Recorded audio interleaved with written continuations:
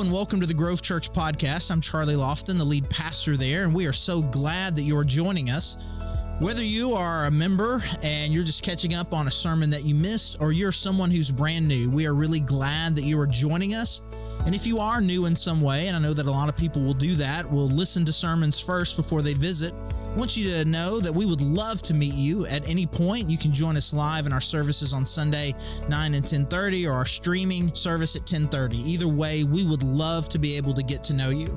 And regardless of why you are here listening to this sermon today, thank you so much for joining us. All right. Well, hey, good morning. I'm Mark. Excited that you're here today for us to worship together. I hope you've been tracking with us through this series. If you hadn't, I'd encourage you to go back and check it out. We're moving through it. Just next week will be the last week as we're looking at these seven churches in Revelation. Again, this is Jesus speaking, red letter.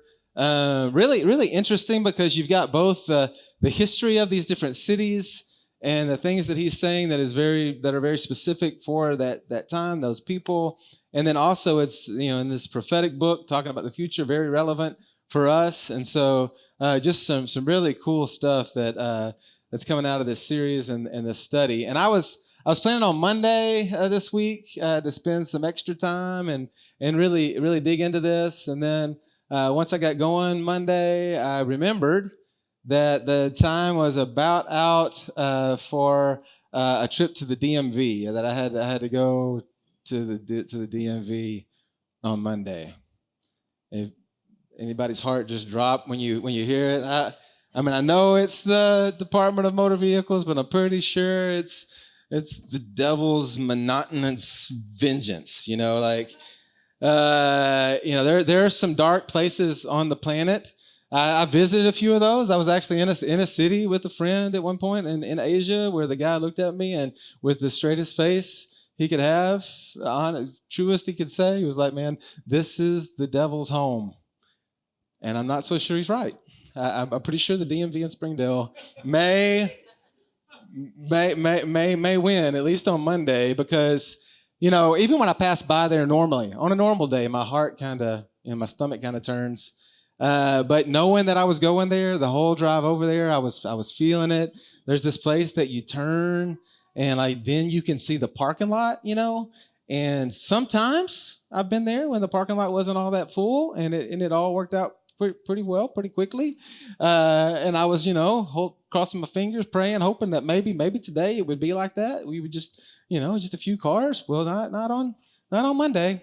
But Monday, the parking lot was completely full, not a parking spot. There was a parade of cars going around, circling the building, just waiting for a parking spot to come open. There were people that had parked a long ways away that were walking the sidewalks to come in. And I knew, and I really had to do it on Monday. So I'm like, man, I can't just back out of this thing. I'm committed. I'm all in. Y'all, it was sunny Monday, and it was raining. It was literally raining at the DMV. So I walk in, finally found a parking spot. I walk in expecting what was true. That place was standing room only. This isn't my first rodeo. So I before you assess, you go and get pull off one of those little tags, the numbers. Well, this is the first time for me that I went to the little tag thing and it was gone. They had all the tags were used up. And so I was opening up the thing and then I noticed underneath it was that, there's like a little platform where there was just the carnage of tags, of people who had pulled the tags with hope of resolving the problem and waited it out until they could wait no more. And finally just threw in the towel and wadded up their tag and left it there for somebody maybe to pick it up and to use it. And so I'm looking at these tags and I'm rolling them out, and unfolding them to see what the numbers are and which one may be the best. And then this lady comes over to me and she says, "You can have my tag." And y'all, if I could describe the look in this woman's eyes, I felt sorrow for her and compassion. And at the same time, it was a view of what my future held, I'm going to be this woman in a little bit. And then she gives me her tag and I'm feeling pretty encouraged.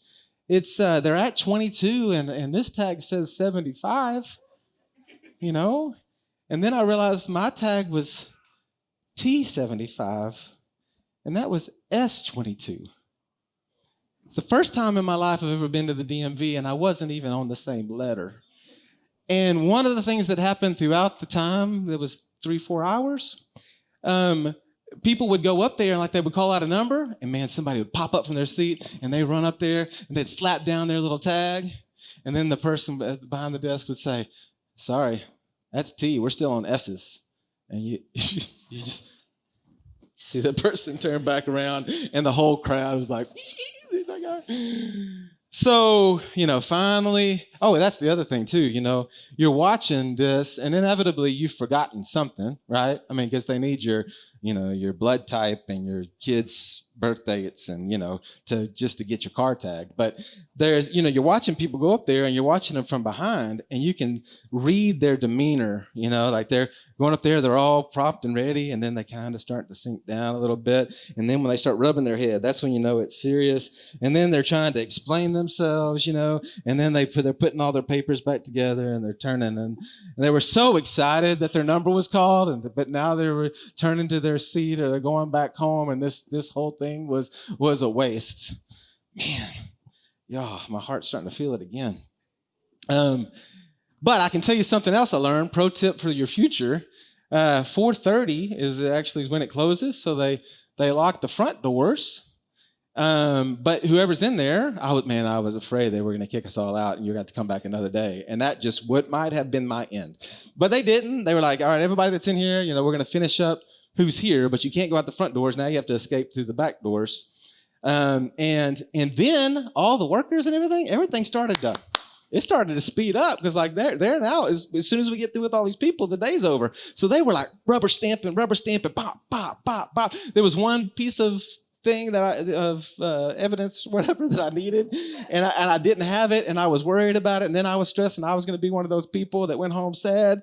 And I got up there, and man, I'm talking, old girl was like, hey, how are you? Pop, pop, pop, done. I was out. And then as I was leaving out the back door with this person who I had just seen across the room, never really had a conversation with, I had witnessed their torture at the table, and when we walked out, we just kind of looked at each other, and it was like this bond.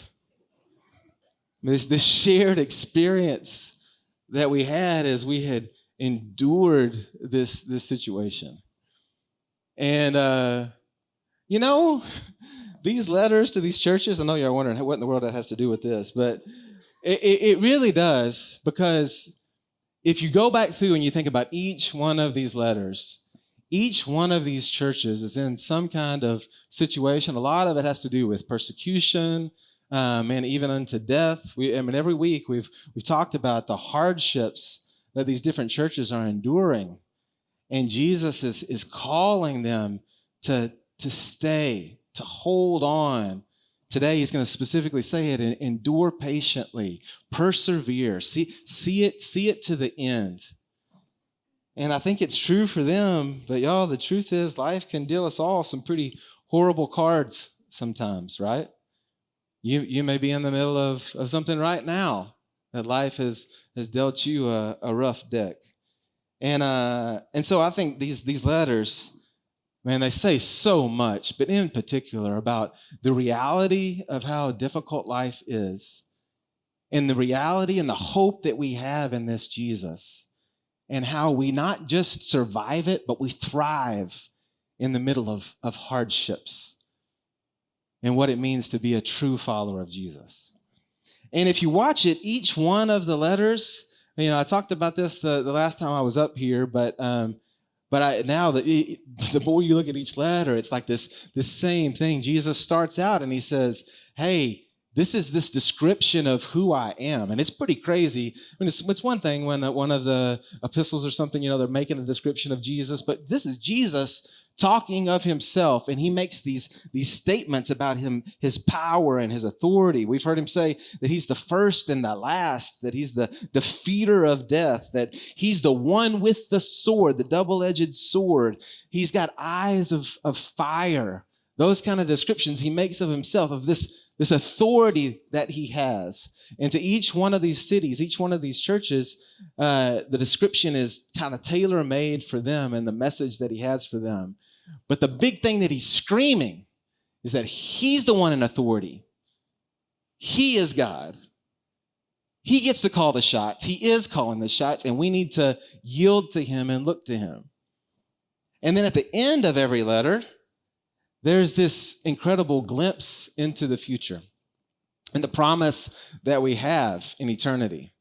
And that what we're experiencing today, what they're experiencing today, while it feels like, the water is up below your nostrils and you're about to be overtaken, the truth is it's really short and eternity is really long. And the promise for the true follower of Jesus in eternity is something amazing. And so he gives a description to that future that we have hope for. Things like it will be, paradise, eating from the tree of life with a new name, us also sharing in his authority, clothed in white and in purity, and Jesus himself vouching for us, saying, yeah, that one's mine. Big, huge, awesome promises of the future. And so if you think about it, each letter he's like, man, I am the one with the authority. I am the one with the power. And there's this promise with the future of those who follow me, who believe in me, who live a life that is built around this, who I am and what I expect. And then these churches live in the tension between those two things. This isn't realized yet. They're in a broken world and they're being persecuted and not everybody agrees with them and life is really hard. They have this Jesus who they believe has the authority and they believe this in the future, but it's difficult in the moment. And letter after letter, most of them, he's like, hey, you're doing some good things. But man, what about this? You got to do better here. Next week is a really, really tough one. I mean, he comes at them, both guns blazing. But today, the letter to Philadelphia is just positive. He says, you guys are doing it right. You guys are enduring. It's a hard place. Lots of the same things are happening, but you're enduring patiently. Good job, y'all. This is a letter that we need to listen to, an example for us. And so here, let's look at what he says. Now, each week we have given a little bit of the background of what's happening there. I'm going to give you a little bit today, at least what's important for as we work through the passage. It's important to know that Philadelphia was on the smaller side of the seven cities, just size-wise and population-wise. It was a little bit smaller. It was a border town between Asia and Asia Minor on a main highway. And so if you can kind of picture in your mind, those border towns are important. It was a geologically unstable place. It had volcanoes. It had frequent and very violent earthquakes. Those volcanoes and all of that, caused some really beautiful, dramatic landscape. If you think about places like that in the U.S. or in the world, they are like, just big cliffs and beautiful things. Also, the soil, because of the volcanic ash, was just very fertile, and so they really, it was awesome for making grapes. So think about Napa Valley. And also because wine production was kind of their main thing. If you remember before when we were talking about Pergamum, the guy Dionysus was the god of wine and fertility, the god of the party. Well, this was his city because wine production was kind of their main thing. And probably the biggest of all things, just these earthquakes. Really, like if you look up much about ancient Philadelphia, I mean, it was just a lot of earthquakes, some that totally destroyed the city and they had to rebuild it. And so this is what Jesus says to this church in Philadelphia. These are the words of him who is holy and true, who holds the key of David. And what he opens, no one can shut, and what he shuts, no one can open. What we're going to do is just take it kind of sentence by sentence and break some of these thoughts down. So look at this. He describes himself as the one who is holy, set apart, completely other than any other. Something that's really significant about him saying of himself that he is holy is this is a statement that God makes of himself. If you've ever been in a conversation or ever questioned the deity of Jesus, this is a place where Jesus clearly says, I am the Holy One, which is saying, I am him. The great I am, yeah, that's me. I am holy. The Holy One, none other, set apart. And then he says, and true. This is a description of who Jesus is, that he is the true one. And something interesting here, this Greek word is not the word that means like a statement of truth, a statement that you go, yeah, that's true. This is true, like authenticity, truth. And I'll just read for you the definition here because I really like this. It gets me fired up. I hope it gets you fired up. This is who Jesus is. And this word true means sincere, genuine, real. That which has not only the name and resemblance, but the real nature corresponding to the name. In every respect corresponding to the idea signified by the name. And then it gives some opposites, what it's not, what this word true is not. Opposite to what is fictitious. Opposite to what is counterfeit or imaginary, simulated or pretended. It contrasts realities with their semblances. It's opposite to what is imperfect, defective, frail, or uncertain. None of that. Jesus says, I am true, authentic. There are a lot of posers. There are a lot of that what I just described, that would fit them, but that's not me. What I am in my name, it corresponds with my character. I am true. And then he says this, that he holds the key.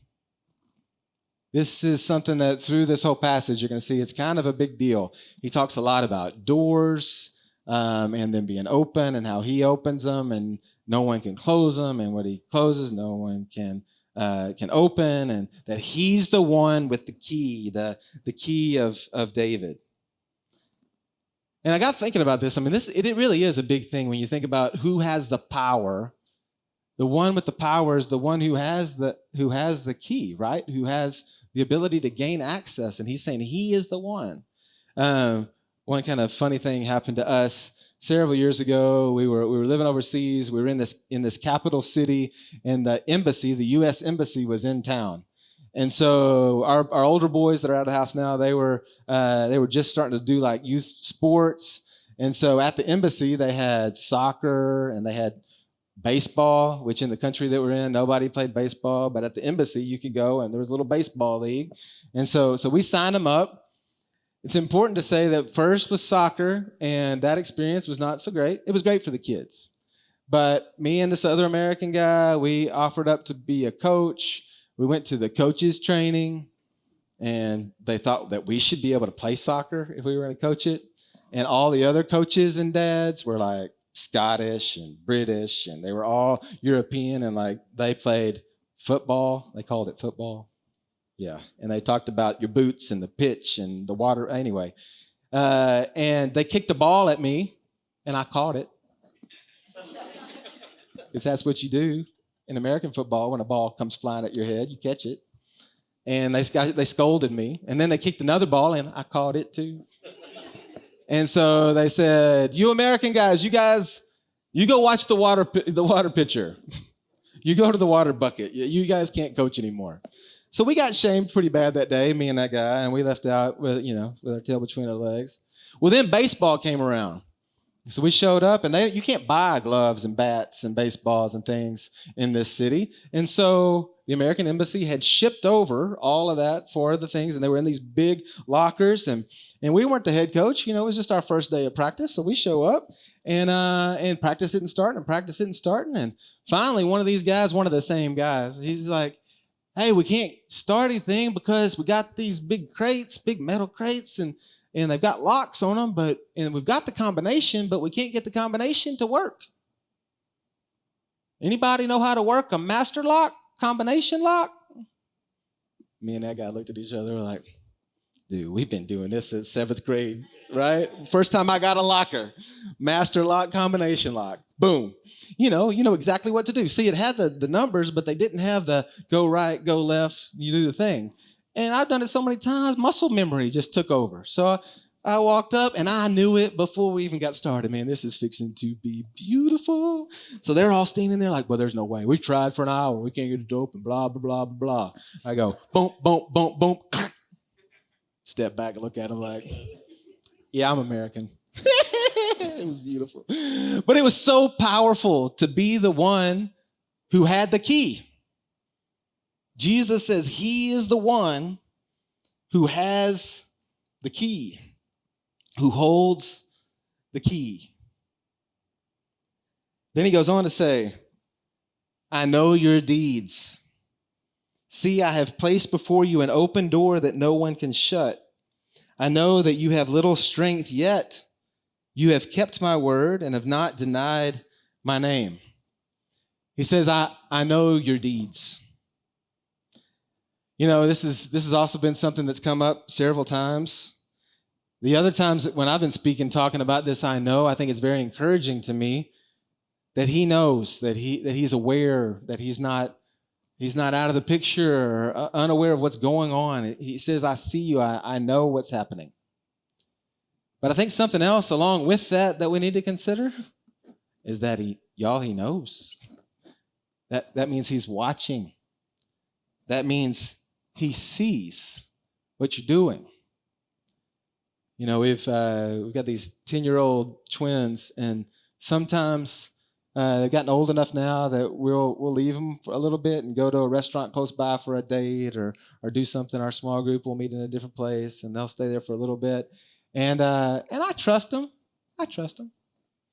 But I also have a little camera that hooks up to an app on my phone, and I can look at any time. So we'll be talking about things, and I'll be like, hey, y'all, this is what you do, this is what you don't do. Y'all know how to be right. And here's the camera, the baby monitor for them, setting right there, and that red light's flashing. That means Daddy's watching.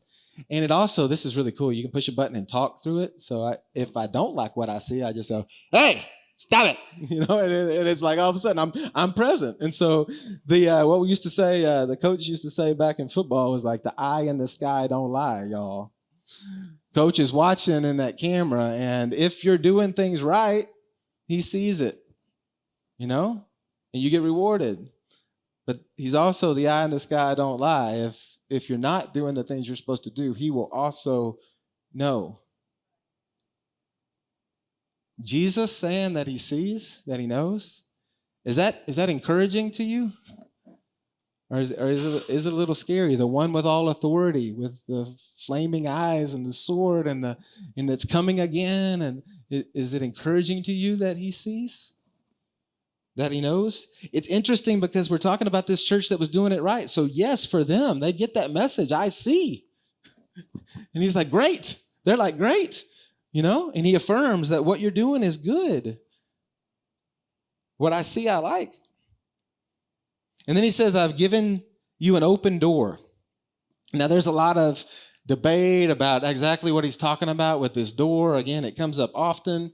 There's a whole train of thought that believes it's really connected to their ministry opportunities because, they are that border town, and there's the potential for like really great opportunities to spread the gospel and to do some incredible things. That would track with a lot of like New Testament letters and things that talk about the book of Acts, about doors being open to ministry. And there's a good chance that has a lot to do with what's going on here. The other train of thought, which I'm maybe more of based on the rest of the context of the letter, is that it has more to do with, Jesus has opened the door to salvation for these non-Jews. Because he talks about this synagogue of Satan, which he also talked about, if you remember back in the letter to Smyrna, that there's this group of Jews in Philadelphia that look at the non-Jews and they're like, yeah, you don't get these promises of the children of Israel. You're not a part of our nation. And this, like what y'all are talking about doesn't really play. Y'all are not worthy of this. And so the whole idea that Jesus made it possible for them to become a part of God's family is just, they're not buying it. And so they're throwing stones at them, and a lot of the persecution comes from that. And so to that group, for Jesus to say, hey, why are you listening to them? I'm the one with the keys, and I opened the door. The thing that separated you from Father God, your sin, your disobedience, I died. I came back to life again. I'm the one with the keys. I'm the one that opened the door. And what I open, no one shuts. And what I shut, no one opens. So these posers who are talking to you, you look back at them and know that the one who has all authority and who holds the keys, he has opened the doors. Beautiful. I'm sorry. When I speak for Jesus and I smack talk, he may not have been quite so spicy, but I don't know. Maybe he was. Maybe he would be. He says that they have little strength, and yet they're small but mighty, which I think is really awesome, because what he's talking about is this church in Philadelphia was, again, it was a smaller town. This was a smaller church, and yet again, they're the ones that get the praise. They're the ones that were faithful. And I don't know about you, I mean, sometimes it's tempting to look at, even today, the landscape of churches, and, the bigger churches with more people, more money, maybe seems like maybe they have more influence, and then you got a smaller church. This church in Philadelphia that gets Jesus' praise, that he's looking at them and they're saying, man, you're small, but you're mighty. You've been faithful, and you're making a huge impact. Imagine how encouraging that would be if you were the church at Philadelphia, right? And then he says, I will make those who are of the synagogue of Satan, who claim to be Jews, though they are not, but are liars, I will make them come and fall down at your feet and acknowledge that I have loved you. He says to them, yeah, these people that are they're throwing shade at you. Listen, this is what's going to happen. I'm going to make them come bow at your feet and acknowledge that I love you. Y'all, also this week, our little girl Darcy was in a swim meet, and she loves to swim, and we love to watch her swim because she's crazy competitive. If you've been around her much, if you see her compete, it's like, man, she's just got that look in her eye, like, man, she's about to do this. And so it's just fun to watch. And she swam 3 different events, and she won 2 of them. But the one she really wanted to win, she lost. And the 2 girls that beat her were older and bigger than her. Daddy. She was a little pipsqueak standing up there by him. And it was tough. But as a dad, when she won, I stayed in my seat. When she came over, I hugged her and said, great job. But when she lost and she was tempted to feel small, man, I was out of my seat wanting to hug her in front of everybody and leave no doubt that everybody knows that I am proud of the way that she competed, just as proud coming in third as she was coming in first, because she competed. And she gave her heart. For Jesus to say to Philadelphia, listen, I'm going to make sure everybody knows I love you. You may feel small. You may feel insignificant. You may be persecuted by the people around you, but I'm going to make sure by the time this thing ends, everybody's going to know I love you. Then he says, since you have kept my command to endure patiently, I will also keep you from the hour of trial that is going to come on the whole world to test the inhabitants of the earth. Did you catch it? You have kept my command to endure patiently. Man, are there 2 words that we hate more? Endure patiently. Endure going through something that's really difficult and staying the course.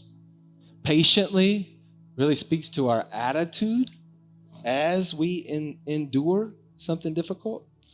Again, I mean, the DMV, I mean, man, there were all different kinds of, as you can imagine, attitudes going on. We were all going to need and have to endure. Some gave up and didn't endure. Others, we were all going to have to endure it. And man, all over that room, you could tell the condition of people's hearts by the way that they were handling this pressure cooker. And y'all, life is bringing upon us, is probably upon a lot of us right now, this pressure cooker. It was happening in Philadelphia, and he's like, man, you guys are enduring patiently. That's what he's calling us to. So how do you do that? What empowers patient endurance? Well, it's the way that this letter ends, and it tracks with the other letters as well. Jesus says, Philadelphia, y'all, I am coming soon. May feel a long time in coming, but I'm coming soon. It will be soon. Hold on to what you have so that no one will take your crown.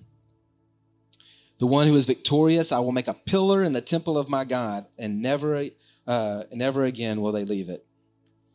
He says, I am coming soon. You know, I thought about it after being all that time at the DMV, that really in the grand scheme of things, the percentage of my day, I mean, by the time I left and that evening I was with the family and we were having a good time, and, you know, I mean, it really, in 3 or 4 hours in a percentage of a day, but like in the whole week, like it really, it felt like forever. But it really wasn't all that long of a time if you put it in the right context. Man, the enduring patiently in life, one of the critical things that we have to do is put it in its right context. Again, remember, Jesus is like, he's the one with the authority, so we start to get impatient when we think we're the ones with the authority, and we lose sight of him being the one with the authority. So if we get that in the right place, he is Lord, he's on the throne, we're not on the throne, he's on the throne of our life. And then the other piece of it, that there's this eternity out ahead of us and these beautiful promises. And this life is just ridiculously short in light of eternity. But when we don't look up at eternity and these things and what Jesus is ultimately doing, and we look at the world that we live in today, then we look down, and then that's when we become impatient. And that's when we start to lose hope. He says, man, I am coming soon. Then he says, I will make you a pillar. This is, y'all, really significant, because if you think about pictures of ancient ruins that you've seen, or maybe you've visited one of those places, what's standing when you see an old city, a city that's fallen in? It's the pillars, right? The people in Philadelphia knew this well, because when these earthquakes would come in, it would level the city, but what was still standing? The pillars. Jesus says, I'm making you guys pillars in the temple of my God. You will stand the test of time. You will be there. Your place there is secure. It won't be, history talks about how they would have to leave and then rebuild and come back in, and they were never stable. And he's like, but you will be pillars in the house of God. And then he goes on to say, I will write on them the name of my God, and the name of the city of my God, the New Jerusalem, which is coming down out of heaven from my God. And I will also write on them my new name. Whoever has ears to hear, let them hear what the Spirit says to the churches. So they would write the names of heroes and of people that they wanted to remember and honor on the pillars, because the pillars, again, were stable. He says that's this name. It's going to be on the pillars. And then he says, whoever has ears, let him hear. I mean, Brad kind of got us started last week with some audience participation. Who has ears? Anybody out here got ears? Raise your hand. If there's any question about whether these letters are for us, you got ears? Guess what? He's saying, listen up, perk up, hear. This message is for everyone who's got ears to hear. Let them hear. Today is actually a day for our family that's kind of special. Remembering my grandfather. This is the anniversary of the day that he passed away, and I've talked about him a lot here, just really special to me, my both sides, but my mom's father. And he was a smaller guy that just didn't talk a whole lot, incredible character, but just didn't talk a lot. So to get him to tell his stories about life was really difficult. He journaled every day, and so we've going back through those journals, we're finding out more and more about his life, his beautiful life. But I did, before he passed, I got to spend some time with him, and I tried to get some info about when he was a soldier and what that was like to be at war and all of that story. And he didn't give me a whole lot, but he did tell me about the return back home. He said, man, he was wanting so badly. It was so difficult to be away from the family and to be away from home. And so that was one of the most difficult things of the whole thing. And his commanding officer called him in and said, here's the thing, there's a boat that's leaving and your name's on the list and you can go home. Or if you'll just stay 2 more weeks, if I could just keep you here 2 more weeks, I'll upgrade your rank, which means it'll upgrade your pay, it'll upgrade all the benefits, if you can just stay 2 more weeks. And my granddad said before he even finished saying it, he was like, put me on the boat. I'm on the boat. I am going home. So then he said he got on the boat, and I think he said they drew straws to decide who was going to do this, and he drew the short straw that meant that he had to break up any fights that happened on the boat, which again, he was a little guy, and in past experience on these boats, there were a lot of fights, guys, and he wasn't excited about that and was really worried about it, but he looked at me and he said, Mark, guess what, man? There were no fights. There were no fights going home. There were a lot of fights coming. There were a lot of fights while we were there, but there were no fights going home because everybody was so excited about this trip back to see family and to be home. And then he said when they started getting close to the shoreline, it was like kind of foggy, and he could see out there, or there was somebody on the front of the boat that was like, hey, we see something in the water. And so everybody rushed to the front of the boat, and they looked out and they could see a buoy out there. And they couldn't make out. It said a sign and it said something. And he said we were all leaning over the side, like looking, trying to make it out. And finally, one guy said, y'all, it says welcome home. It says welcome home. And my granddad's crying while he's telling the story. And he's like, man, that whole deck full of all these really tough guys, there wasn't a dry eye in the place because we felt like our country was welcoming us home. And it was just a significant moment. And he said, when the boat pulled up to shore and I got off, I kissed the ground. I know people talk about that, but I kissed it and I meant it. I was so glad to be home. And immediately as my granddad's telling me this story, I'm making the connection. And what will it feel like, y'all? What would it feel like for the true Jesus follower who sees him who he is in all of his lordship and glory and holiness and truth? We follow him faithfully in this short time that is life. What does it look like to go home? And these truths and these promises of what lays ahead for the faithful believer. Man, what would it be like what's going to be like to go home? Father, I know that there's just some significant things that you're teaching us through this, and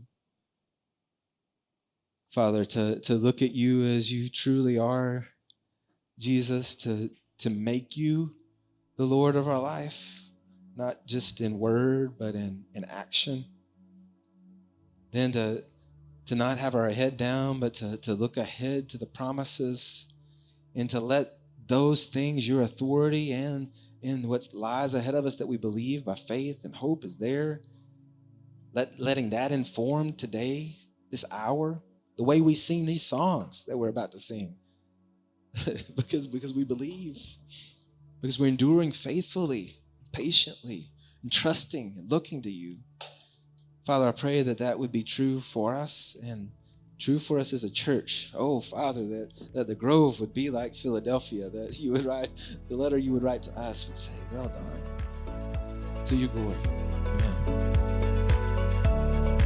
Thanks again for joining us on our sermon podcast, and you can learn more about us at thegrovechurch.org. And if you go to thegrovechurch.org/connect, there's a form you could fill out. Just let us know that you've been listening. And if you want to dig deeper on some of these topics that we cover in our sermon podcast, or just in other issues of dealing with culture or theology, those kinds of things, you can check out our Cultivate podcast, which is on the same feed, however you found this particular podcast.